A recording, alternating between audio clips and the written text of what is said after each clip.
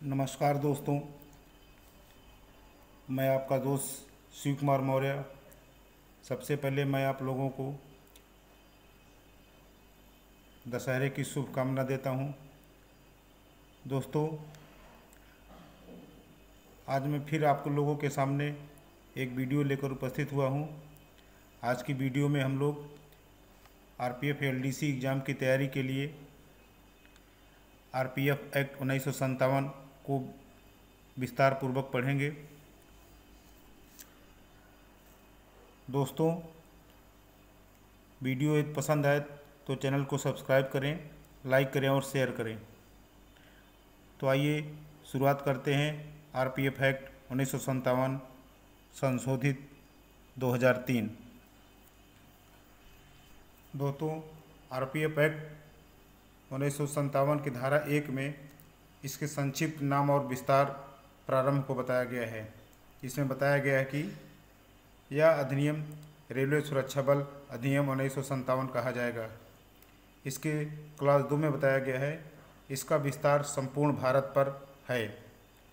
Class 3 में बताया गया है कि यह उस तारीख को लागू होगा जिसे केंद्रीय सरकार शासकीय राजपत्र में अधिसूचना द्वारा नियत करे। जानकारी के लिए बता दें, रेलवे सुरक्षा बल अधिनियम 1957 को वर्ष 1985 में और 2003 में पुनः संशोधित किया गया है और यह 1 जुलाई 2004 को लागू हुआ है। दोस्तों, इसकी धारा 2 में परिभाषाएं बताई गई हैं। धारा की 2 के क में बताया गया है बल की परिभाषा। बल की परिभाषा में उल्लिखित है कि रेलवे सुरक्षा बल की धारा 3 के अधीन गठित बल का अर्थ है, अर्थात आरपीएफ एक्ट की धारा 3 में जिस रेलवे सुरक्षा बल के गठन को बताया गया है उसी से ही यहाँ बल का मतलब है। ख में बताया गया है महानिदेशक की परिभाषा, अर्थात बल के महानिदेशक से है जिसकी नियुक्ति धारा 4 की उपधारा 1 के अधीन की गई है। आरपीएफ एक्ट की धारा 4 में हम लोग आगे पढ़ेंगे। इसमें धारा 4 के तहत महानिदेशक की नियुक्ति के बारे में बताया गया है। इसकी परिभाषा 2 के ख में संशोधन करते हुए वर्ष 1985 में संशोधन करते हुए इसमें एक धारा जोड़ी गई है, भर्ती किया गया बल सदस्य, अर्थात नामांकित बल सदस्य। इसमें बताया गया है कि बल का कोई अधीनस्थ अधिकारी, अवर अधिकारी या किसी अवर अधिकारी के रैंक से निम्नतर रैंक का कोई अन्य सदस्य का अर्थ है, अर्थात इंस्पेक्टर से लेके नीचे का जो भी बल सदस्य है वो सब नामांकित बल सदस्य अर्थात भर्ती किया गया बल सदस्य में आएगा।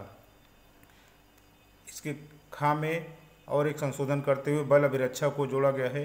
यह संशोधन 1985 को किया गया था। बल अभिरक्षा मतलब फोर्स कस्टडी से अधिनियम के अधीन बनाए गए नियमों के अनुसार किसी बल सदस्य की गिरफ्तारी या उसका परिरोध, इंग्लिश में कन्फाइनमेंट का अर्थ है। नोट: नामांकित बल सदस्य और बल अभिरक्षा की परिभाषा को 20 सितंबर 1985 को अधिनियम में संशोधन कर जोड़ा गया है। अगली परिभाषा है बल सदस्य 2 का गा में। बल सदस्य का अर्थ है उस व्यक्ति की नियुक्ति इस अधिनियम के तहत की गई है। इस अधिनियम के तहत जिन बल सदस्यों की नियुक्ति की जाती है उसे बल सदस्य बताया गया है। इसमें वरिष्ठ अधिकारी शामिल नहीं होता है बल सदस्य में। इसके गा में संशोधन करते हुए एक धारा यात्री की परिभाषा जोड़ी गई है। यात्री का अर्थ यह माना जाएगा जैसा कि रेल अधिनियम 1979 में वर्णित है। नोट: रेल अधिनियम 1979 की धारा 2 का क्लॉज 29 के अनुसार किसी वैध पास या टिकट से यात्रा करने वाला व्यक्ति यात्री कहलाता है। यहाँ यात्री का अर्थ हमने नोट करके लिख दिया है कि यात्री का अर्थ जिससे स्पष्ट हो जाए। गा का संशोधन करते हुए इसमें एक धारा गा के खा में जोड़ी गई यात्री परिसर। इसके अंतर्गत रेल प्लेटफार्म, रेलगाड़ी, यार्ड व अन्य वह स्थान शामिल है जहाँ पर यात्रियों का अक्सर आवागमन रहता है। यात्री परिसर मतलब होता है क्षेत्र। तो रेलवे का वह क्षेत्र जहाँ पे अक्सर यात्रियों का अक्सर आवागमन रहता है रेल से संबंधित, तो क्षेत्र, रेल का क्षेत्र यात्री परिसर कहलाता है। नोट: यात्री और यात्री परिसर की परिभाषा को 23 दिसंबर 2003 को अधिनियम में संशोधन कर जोड़ा गया है। इसकी परिभाषा आगे आती है घ, जिसमें निर्धारित से अर्थ है अधिनियम के अंतर्गत बनाए गए नियमों से निर्धारित। अगली परिभाषा है 2 का अंगा में। इसमें रेल संपत्ति की परिभाषा बताई गई है। रेल संपत्ति के अंतर्गत किसी रेल प्रशासन का अथवा उसके भार साधन, चार्ज या कब्जे का कोई माल, धन या मूल्यवान प्रतिभूत, जीव जंतु भी है। रेल संपत्ति की परिभाषा को आरपीयूपी एक्ट की भी परिभाषा में 2 का घ में पढ़े हैं, वही परिभाषा यहाँ है। अगली परिभाषा है अंगा में संशोधन करके एक नई परिभाषा अधीनस्थ अधिकारी जोड़ी गई है। अधीनस्थ अधिकारी का अर्थ निरीक्षक, उप निरीक्षक या सहायक उप निरीक्षक के रूप में बल में नियुक्त किया गया कोई व्यक्ति है। तो अधीनस्थ अधिकारी में इंस्पेक्टर, सब इंस्पेक्टर और एएसआई आते हैं। नेक्स्ट परिभाषा है वरिष्ठ अधिकारी। वरिष्ठ अधिकारी में रेलवे सुरक्षा बल अधिनियम 1957 की धारा 4 के अधीन नियुक्त अधिकारियों में से कोई का अर्थ है और इसके अंतर्गत बल के वरिष्ठ अधिकारी के रूप में केंद्रीय सरकार द्वारा नियुक्त कोई अन्य अधिकारी भी है। जैसा कि नाम से स्पष्ट है, वरिष्ठ अधिकारी, इसमें एएससी महोदय से लेकर के डीजी महोदय तक वरिष्ठ अधिकारी में आते हैं। और इसके अलावा यदि केंद्र सरकार द्वारा कोई अन्य अधिकारी भी नियुक्त किया जाता है वो भी वरिष्ठ अधिकारी में आएगा। अगली परिभाषा है 2 का चा। इसमें भी संशोधन कर अवर अधिकारी को जोड़ा गया है। तो अवर अधिकारी से अर्थ है प्रधान आरक्षी के रूप में बल में नियुक्त किया गया कोई व्यक्ति। प्रधान आरक्षी को अवर अधिकारी माना जाता है। नोट: अधीनस्थ अधिकारी और अवर अधिकारी की परिभाषा को 20 सितंबर 1985 को संशोधित कर अधिनियम में जोड़ा गया है। 2 का 2 में बताया गया है इस अधिनियम में ऐसी किसी विधि के जो किसी क्षेत्र में लागू नहीं है के प्रति किसी निर्देश का उस क्षेत्र के संबंध में यह अर्थ लगाया जाएगा कि वह उस क्षेत्र में लागू किसी तत्स्थानीय विधि के यदि कोई हो के प्रति निर्देश है। इसका अर्थ यह हुआ कि कोई कानून जो किसी क्षेत्र में लागू नहीं है, किसी ऐसी विधि के जो किसी क्षेत्र में लागू नहीं है के प्रति किसी निर्देश का उस क्षेत्र के संबंध में यह अर्थ लगाया जाएगा कि वह उस क्षेत्र में लागू किसी तत्स्थानीय विधि के यदि कोई हो प्रति निर्देश है। तो अगर लागू नहीं है तो इस अधिनियम की बात वहाँ पे लागू होगी और ये माना जाएगा कि उसी का निर्देश है। दोस्तों, अगली धारा आती है धारा 3, जिसमें बल का गठन। धारा 3 में बल का गठन इसका शीर्षक है। इसमें इसकी धारा 1 में क्लॉज 1 में बताया गया है केंद्रीय सरकार के द्वारा गठित और स्थापित संघ का सशस्त्र बल होगा जो रेलवे संपत्ति की बेहतर सुरक्षा और बचाव करेगा, इसे रेलवे सुरक्षा बल कहा जाएगा। इसकी क्लास 2 में बताया गया है इस बल का संगठन इस प्रकार से होगा और इसमें वरिष्ठ अधिकारी, अधीनस्थ अधिकारी, अवर अधिकारी और अन्य भर्ती के बल सदस्य की इतनी संख्या होगी और उनको उतना वेतन तथा अन्य पारिश्रमिक मिलेगा जो निर्धारित किया जाए। तो दोस्तों, धारा 3 की क्लास 1 में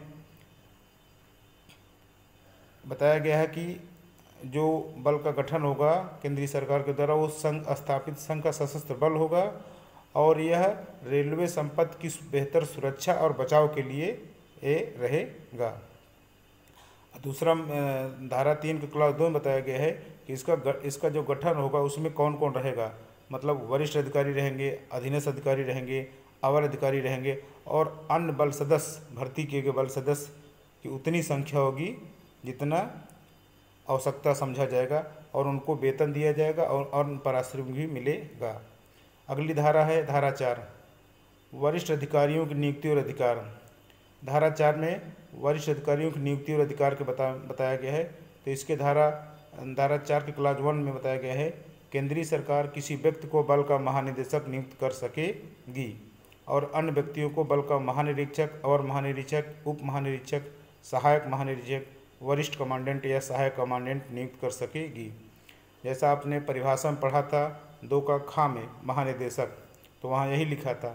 तो धारा 4 के तहत बल में बल का जो महानिदेशक होगा धारा 4 क्लास 1 के तहत नियुक्ति होती है, और इनके अलावा अन्य जो वरिष्ठ अधिकारी होते हैं, महानिरीक्षक और महानिरीक्षक, उप महानिरीक्षक, इनकी भी नियुक्ति होगी।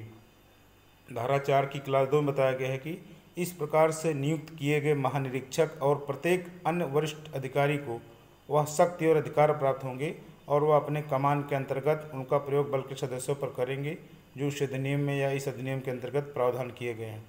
धारा 4 की क्लास 2 में ऊपर के जो वरिष्ठ अधिकारी हैं उनकी शक्ति और अधिकार बताया गया है, और उस शक्ति और अधिकार का प्रयोग अपने कमांड आदेश के अंतर्गत जो बल सदस्य आते हैं उनके ऊपर कर सकेंगे। अगली धारा है बल सदस्यों के पद और श्रेणियाँ। दोस्तों, इस धारा को वर्ष 1985 में संशोधन कर इसको हटा दिया गया है, लोप कर दिया गया है। अगली धारा है नामांकित बल सदस्यों की नियुक्ति। अब आता है, अभी धारा 4 में हमने पढ़ा वरिष्ठ अधिकारियों की नियुक्ति अधिकार। अब धारा 6 में जो अब नामांकित बल सदस्य हैं उनकी नियुक्ति का प्रावधान किया गया है। भर्ती किए गए बल सदस्यों की नियुक्ति करने की शक्ति महानिरीक्षक और महानिरीक्षक या उप महानिरीक्षक को होगी, जो इस अधिनियम के अधीन बनाए गए नियमों के अनुसार इस शक्ति का प्रयोग करेगा। दोस्तों, नामांकित बल सदस्यों की नियुक्ति जो है आईजी साहब मतलब महानिरीक्षक और महानिरीक्षक या उप महानिरीक्षक को होगी, और जो अधिनियम के अनुसार जो नियम बनाए गए उसी शक्ति का प्रयोग करके भर्ती प्रक्रिया को पूरी करेंगे, नियुक्ति की प्रक्रिया को पूरी करेंगे। परंतु इस धारा के अधीन नियुक्त करने की शक्ति का प्रयोग अन्य वरिष्ठ अधिकारी द्वारा भी किया जा सकेगा, जिसे महानिरीक्षक और महानिरीक्षक या संबंधित उप महानिरीक्षक आदेश द्वारा निमित्त उल्लिखित करें। कहने का अर्थ यह है कि महानिरीक्षक महोदय द्वारा दूसरे किसी अधिकारी को आदेश द्वारा भी नियुक्ति के लिए निमित्त किया जा सकता है। अगली धारा है धारा 7 नामांकित बल सदस्यों का प्रमाण पत्र। इसके क्लास 1 में उल्लिखित है कि बल के प्रत्येक सदस्य को उसकी नियुक्ति की पश्चात एक प्रमाण पत्र मिलेगा, जैसा कि वरिष्ठ अधिकारी परिशिष्ट में दर्शाया गया है,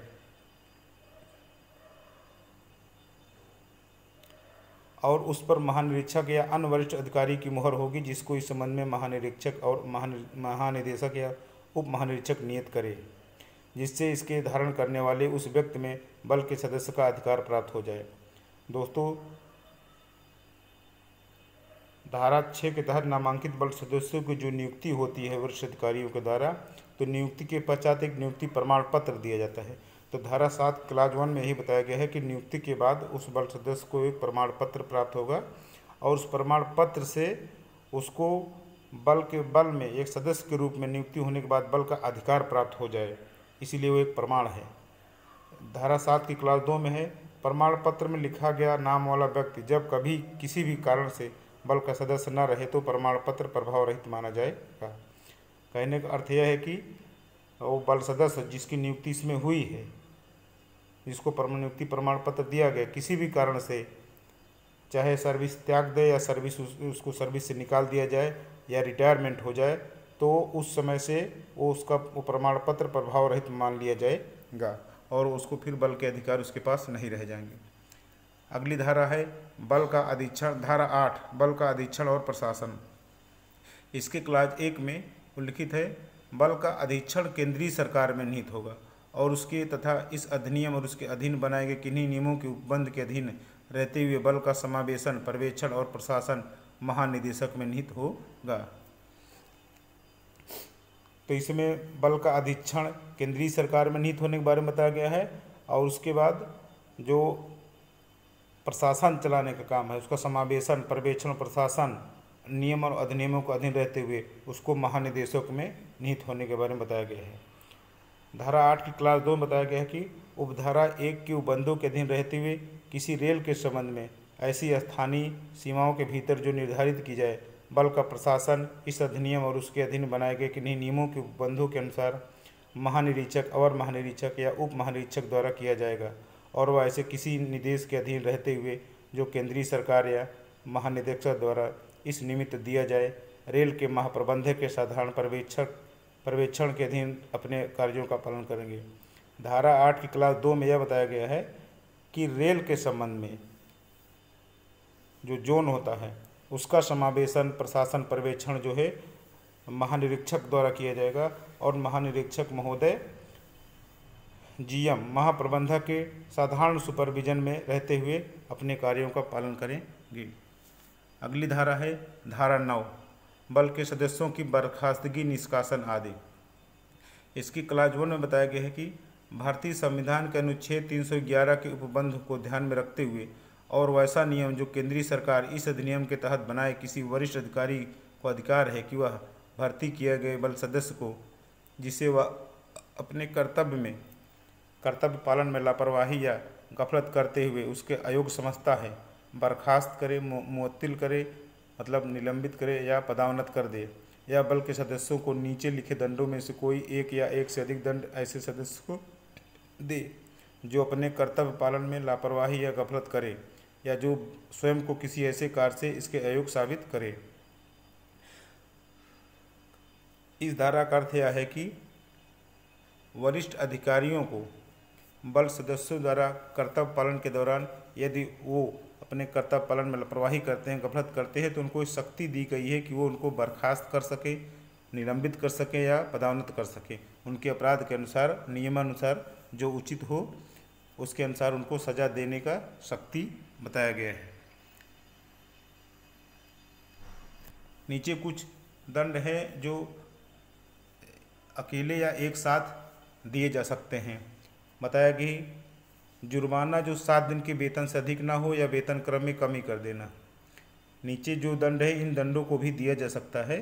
तो बताया गया है कि कर्तव्य पालन में गफलत या लापरवाही करने पर अधिकारी यदि चाहे तो नियमानुसार किसी बल सदस्य का 7 दिन का वेतन काट सकता है या वेतन क्रम में कमी कर सकता है दंड के रूप में। दूसरा बताया गया है कि क्वार्टर में बंदी बना देना, इसकी अवधि 14 दिनों से अधिक न हो। क्वार्टर में बंदी मतलब बल अभिरक्षा में कर देना, और ये अधिकतम कितने दिनों तक? 14 दिनों तक हो सकती है, इससे ज़्यादा नहीं। और इस बंदी के दौरान फटीग ड्यूटी भी हो सकती है, साथ में फटीग ड्यूटी हो सकती है या बिना फटीग ड्यूटी की भी हो सकती है। ग में बताया गया है किसी सम्मानित पद से हटा देना या विशेष पारिश्रमिक से वंचित कर देना। सजा के रूप में कोई बल सदस्य किसी सम्मानित पद पर है तो सजा के रूप में उसको उस पद से हटा भी सकता है, या उसको जो कोई विशेष पारिश्रमिक मिल रहा है उस पद के कारण उससे वंचित कर सकता है, उसको बंद किया सकता है। धारा 9 की क्लास 2 में बताया गया है कि उपधारा 1 के अधीन किए गए किसी आदेश से दुखी कोई नामांकित बल सदस्य उस तारीख से जिसका उसे आदेश सूचित किया जाता है 30 दिन के भीतर उस आदेश के विरुद्ध अपील ऐसे प्राधिकारी को कर सकेगा जो निर्धारित किया जाए। परंतु यदि निर्धारित प्राधिकारी को समाधान हो जाता है कि अपीलार्थी समय के भीतर अपील फाइल करने से पर्याप्त कारण से वंचित हो गया हो, या तो 30 दिन की उक्त अवधि के पश्चात भी अपील स्वीकार कर सकेगा। तो धारा 9 की क्लास 2 का अर्थ ये हुआ कि यदि ऊपर के अपराध के कारण वरिष्ठ अधिकारी द्वारा किसी बल सदस्य को दंडित किया जाता है तो उस अपराध का दंड का जो आदेश हो उससे दुखी कोई बल सदस्य उसके ऊपर के अधिकारी से, जो अपीली अधिकारी होता है, उसको उसके पास अपील कर सकता है 30 दिन के भीतर। ये समय सीमा रखी गई 30 दिन के भीतर, परंतु उचित कारण रहते हुए ऐसी अपील 30 दिन के बाद भी की जाएगी और उसको अपीली अधिकारी द्वारा स्वीकार किया जा सकेगा। धारा 9 की क्लास 3 में बताया गया है कि निर्धारित अपील निपटाने में ऐसी प्रक्रिया का अनुसरण करेगी जो निर्धारित की जाए।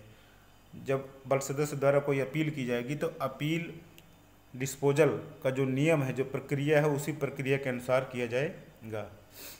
परंतु उपधारा 2 के अधीन कोई बढ़ा हुआ शास्तिक सजा लागू करने वाला आदेश तब तक नहीं दिया जाएगा जब तक उस आदेश से प्रभावित व्यक्ति को सुनवाई का युक्त अवसर न दे दिया गया हो। कहने का अर्थ यह हुआ कि जब बल सदस्य को किसी आरोप लगाकर उसे दंडित किया जाएगा तो वो जो दंड है उस आरोप के बदले में वो दंड करने वाला आदेश तब तक नहीं दिया जाएगा, उसके ऊपर लागू नहीं होगा जब तक उस व्यक्ति को अपनी बात कहने का, सुनवाई का उसे पूरा अवसर न दे दिया जाए, ताकि ऐसा ना हो कि ऐसा आदेश एक पक्षीय हो गया हो। अगली धारा है धारा 10, बल का अधिकारी और नामांकित बल सदस्य रेल कर्मचारी माना जाएगा। इस धारा में बताया गया है कि बल का महानिदेशक और प्रत्येक नामांकित बल सदस्य सभी प्रयोजनों के लिए भारतीय रेल अधिनियम 1989 के अध्याय 6A को छोड़कर सभी अर्थों में रेल कर्मचारी माने जाएंगे। इस अधिनियम में दिए गए रेल कर्मचारी के अधिकारों को उपयोग में लाने के अधिकारी होंगे। धारा 10 में बताया गया है कि महानिदेशक से लेके नीचे के जो भी नामांकित बल सदस्य हैं सब जो है रेल सेवक माने जाएंगे, रेल कर्मचारी या रेल सेवक माने जाएंगे। किंतु रेल अधिनियम जो है उसके अध्याय 6A को छोड़कर, तो 6A में ये बताया गया है जैसे अन्य रेल कर्मचारियों को साप्ताहिक रेस्ट मिलता है या उनको नाइट अलाउंस मिलता है या काम के अनुसार से अलग भत्ता मिलता है, वो सब आरपीएफ के ऊपर लागू नहीं है। इसलिए बताया गया है कि रेल अधिनियम के अध्याय जो 6A में सब बताया गया है उसको छोड़ करके बाकी सब काम के लिए सभी अर्थ में आरपीएफ का सदस्य रेल सेवक माना जाएगा।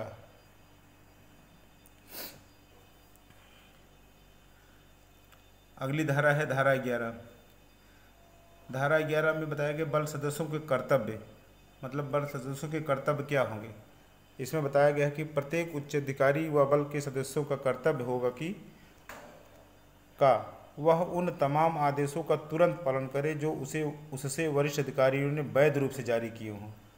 मतलब अपने वरिष्ठ अधिकारियों का अपने अधिकारियों द्वारा जो आदेश मिलता है उसको तुरंत पालन करना है, परंतु आदेश नियमानुसार उचित और वैध होना चाहिए। दूसरा खा में बताया गया है रेल संपत्ति की यात्री परिसर और यात्रियों की सुरक्षा में बचाव करना। रेल संपत्ति की सुरक्षा करे, यात्री परिसर को सुरक्षित रखे और यात्री परिसर में जो यात्री रहे उनकी सुरक्षा और बचाव करे। गा में है रेल संपत्ति या यात्री परिसर के आवागमन की किसी भी रुकावट को दूर करना। रेल संपत्ति जो रेल से वहन की जा रही है और यात्री परिसर जो रेल के माध्यम से आवागमन कर रहे हैं यहाँ से वहाँ दूसरी जगह, उसमें आने वाली कोई भी रुकावट बाधा होगी तो उसको दूर करने के लिए तत्पर रहेगा। घा है कोई अन्य ऐसा कार्य करना जो रेल संपत्ति, यात्री परिसर और यात्रियों की बेहतर सुरक्षा एवं बचाव में सहायक हो। इसके उपरोक्त का खागा में जो बातें उल्लिखित है उसके अलावा कोई अन्य ऐसा कार्य भी वो कर सकता है जो रेल संपत्ति की सुरक्षा से संबंधित हो, यात्री परिसर की सुरक्षा से संबंधित हो और यात्रियों की बेहतर सुरक्षा एवं बचाव में सहायक हो, संबंधित हो, किया जा सकता है। अगली धारा है धारा 12 बिना वारंट गिरफ्तारी का अधिकार। कोई बल सदस्य किसी मजिस्ट्रेट के किसी आदेश के बिना और वारंट के बिना निम्नलिखित को गिरफ्तार कर सकेगा। आरपीएफ एक्ट की धारा 12 में बल सदस्यों को रेल से संबंधित कोई अपराध करने वाले व्यक्तियों को बिना वारंट गिरफ्तार करने का अधिकार देती है। तो इसमें बताया गया कि किस प्रकार के व्यक्ति हैं, कौन सा अपराध करेंगे जिनको हम बिना वारंट गिरफ्तार कर सकेंगे। तो इसमें बताया गया है कि ऐसे किसी व्यक्ति को जो उसको या किसी अन्य बल सदस्य को जो ऐसे सदस्य के रूप में कर्तव्य का निष्पादन कर रहा है या उसको ऐसे सदस्य के रूप में अपने कर्तव्य का पालन करने से वंचित करने का या भय उत्पन्न करने के आशय से या ऐसे सदस्य के रूप में उसके द्वारा अपने कर्तव्य के कानूनी रूप से पालन में की गई या किए जाने के लिए प्रभावित किसी बात के परिणाम स्वरूप स्वेच्छा चोट कारित करने का प्रयत्न करता है अथवा सदोष अवरुद्ध करता है या सदोष रोक करने का प्रयत्न करता है अथवा हमला करता है या हमला करने की धमकी देता है अथवा आपराधिक बल का प्रयोग करता है या प्रयोग करने की धमकी देता है या प्रयोग करने का प्रयत्न करता है।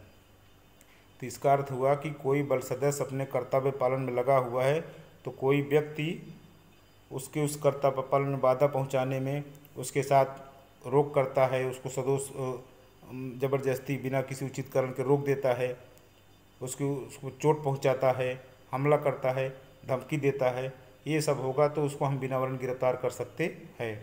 दूसरा में बताया गया है ऐसे किसी व्यक्ति की जो किसी संज्ञेय अपराध के संबंध से संबद्ध रहा हो या उसके विरुद्ध उसके ऐसे संबद्ध रहने का समुचित संदेह है या जो ऐसी परिस्थितियों में अपनी उपस्थिति को छिपाने के लिए सावधानियां बरतता हुआ पाया जाता है जिससे यह विश्वास करने का कारण उत्पन्न हो कि वह ऐसी सावधानियां ऐसा संज्ञेय अपराध करने के लिए बरत रहा है जो रेल संपत्ति, यात्री परिसर और यात्रियों के से संबंधित है। इसमें बताया गया है कि कोई व्यक्ति अगर किसी अपराध से जुड़ा हुआ है, संज्ञेय अपराध किया है, उसको भी हम बिना वारंट गिरफ्तार कर सकते हैं। या उसको संदेह है कि या ऐसे अपराध से संबद्ध रहने का संदेह है, या रेल परिक्षेत्र में अपने को छुपाने का प्रयत्न कर रहा है, इसलिए कि मौका पाकर के वो रेल संपत्ति या यात्री परिसर या यात्रियों से संबंधित कोई अपराध कर सके। तीसरा में बताया गया है